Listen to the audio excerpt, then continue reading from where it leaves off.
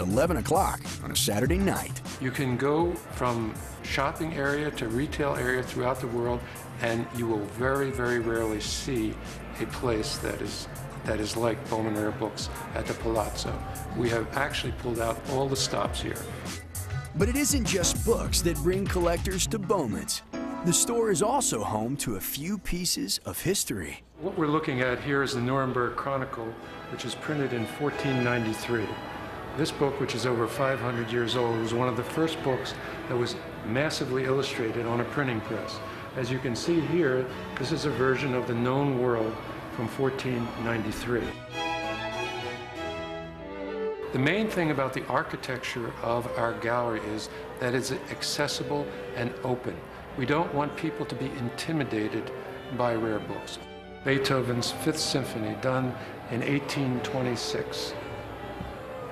As you can see, most music was engraved on steel and copper plates, which meant that the production is limited because the plates would wear out. And this copy sells for $13,500. One of the hallmarks of our business has always been to bring great books and autographs to the general public. Mark Twain's Huckleberry Finn, a book that Hemingway called the beginning of modern literature.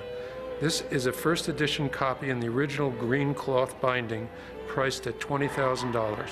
Unquestionably, one of Hemingway's most popular works, The Old Man and the Sea, was the work that won him the Pulitzer Prize. The first edition copy has a wonderful inscription by Hemingway, and it is priced at $33,000.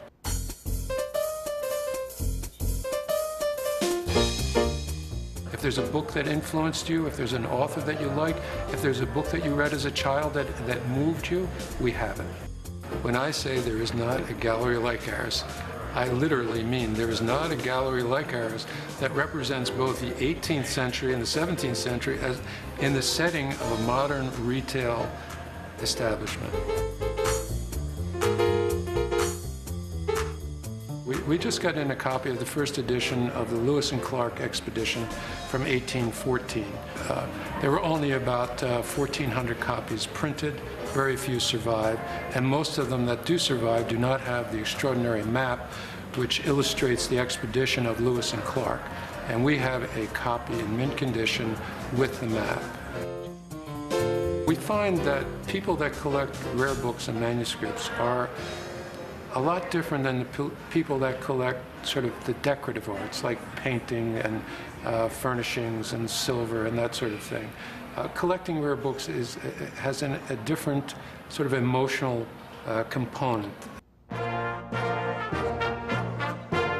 have an early copy of the United States Constitution. It's a unique copy, the only one printed that we know of, and it's $335,000.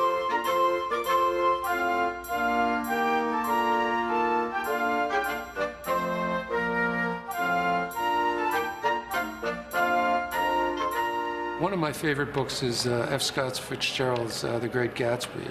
And that was a book about the American dream. And I think that's what Las Vegas reminds me of.